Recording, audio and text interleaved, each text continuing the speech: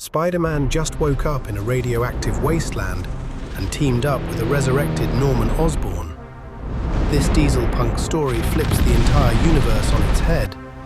Empire City is a floating fortress, and J. Jonah Jameson just blew up its only bridge, sending Spidey plummeting into a post-apocalyptic nightmare.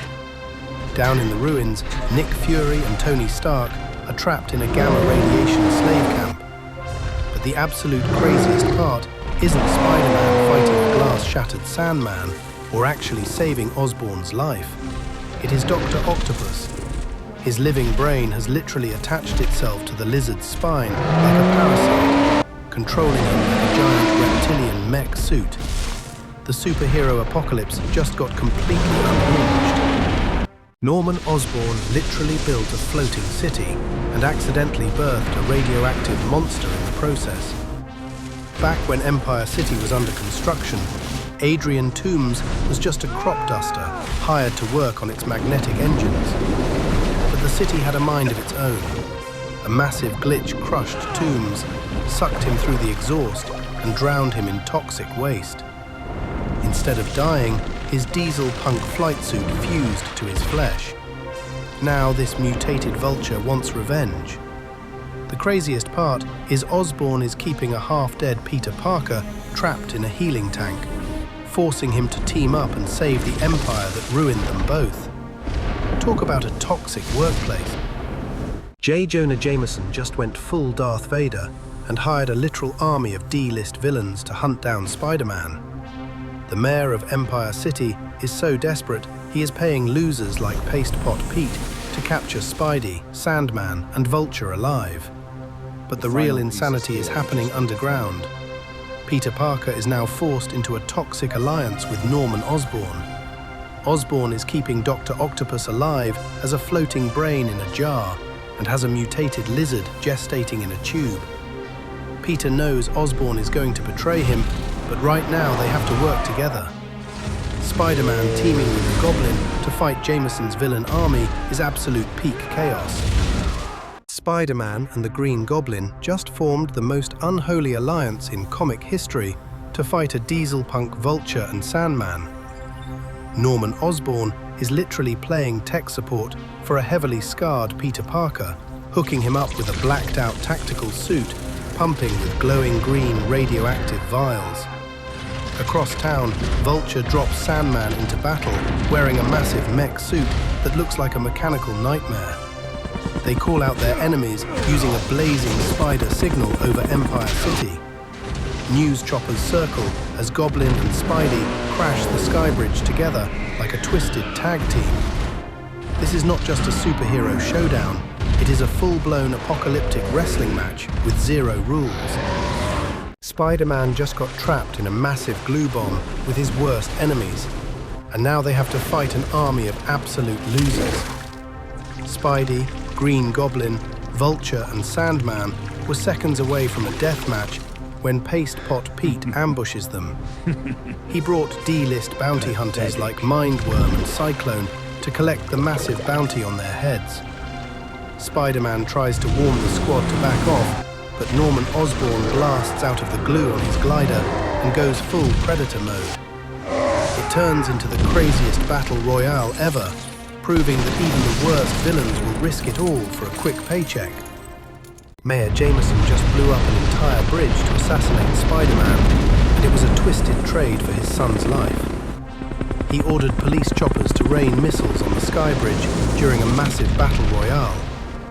Spider-Man tried to web his way to safety, but a horde of villains dragged him down into the falling rubble. While everyone assumes Spidey is dead, Commissioner Stacy confronts Jameson for going rogue.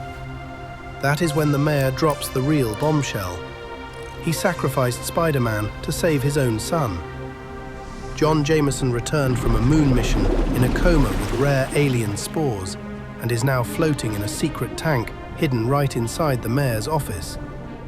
Spider-Man is trapped in a post-apocalyptic wasteland and his tech is completely dead. He wakes up poisoned in the ruined sprawl below Empire City, fighting off Scavengers who are literally stripping his gear. His web shooters are busted, his utility belt is fried, and he is stranded in a desert straight out of a dystopian nightmare. Wandering shirtless and dehydrated, he realizes his so-called perfect city caused this whole apocalypse. Just as he accepts his fate, the ground comes alive. A monstrous Sandman attacks, nearly choking him out. But right before it is game over, a massive blast of electricity hits Sandman out of nowhere. The lightning superheats the monster, instantly freezing Sandman into a giant glass statue. Spider-Man is being forced to lead a suicide squad of his worst enemies to save Tony Stark.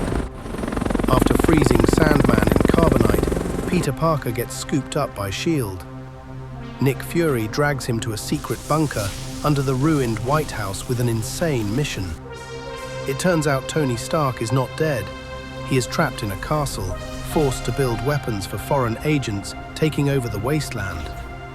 Fury needs Spidey to lead the rescue op.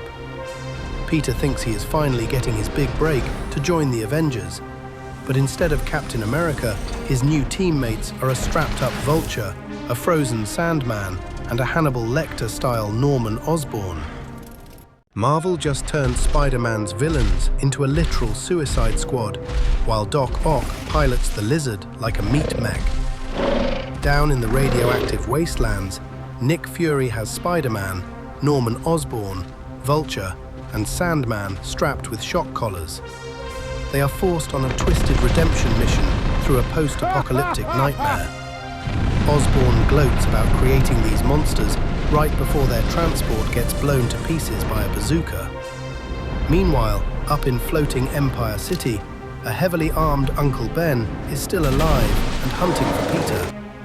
He accidentally blows open Osborn's lab, unleashing a massive lizard controlled by Dr. Octopus's disembodied brain. This alternate Wasteland universe is completely unhinged and rewrites everything we know about Marvel.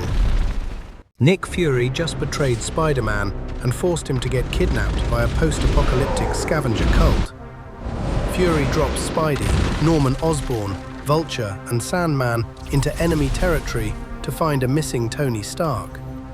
The wild part is Fury actually wants them captured to track the enemy base.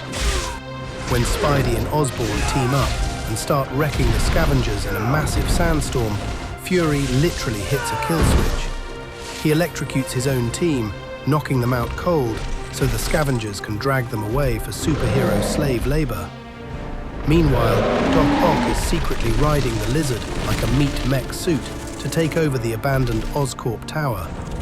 The villains are officially running the show now.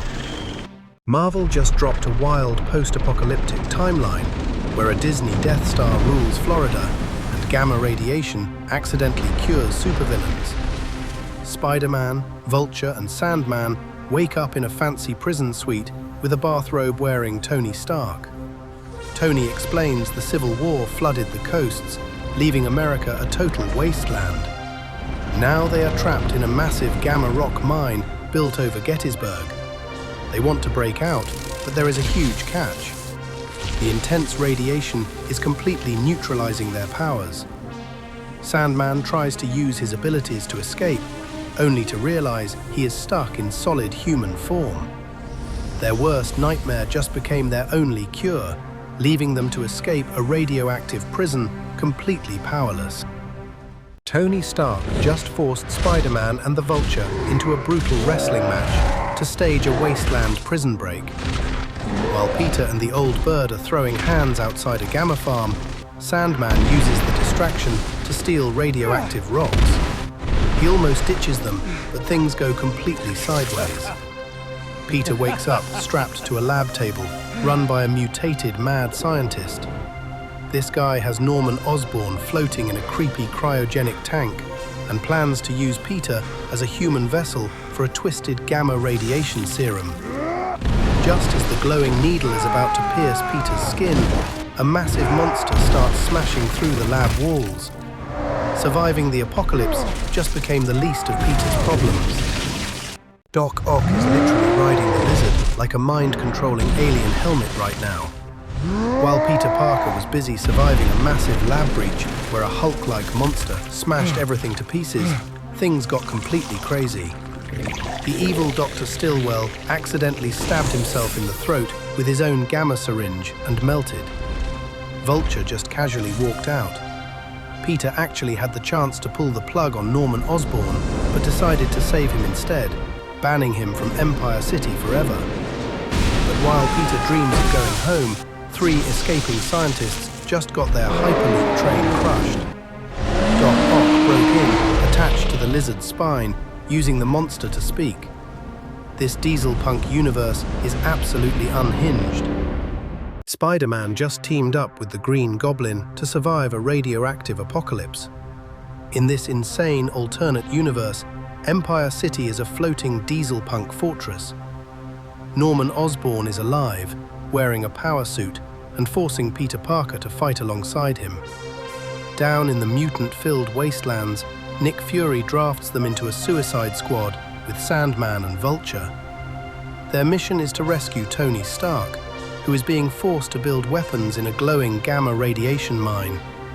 Meanwhile, Doc Ock survived by attaching his living brain to the spine of a massive mutant lizard to use as a flesh mech. The ultimate superhero survival horror story is unfolding, and absolutely nobody is safe.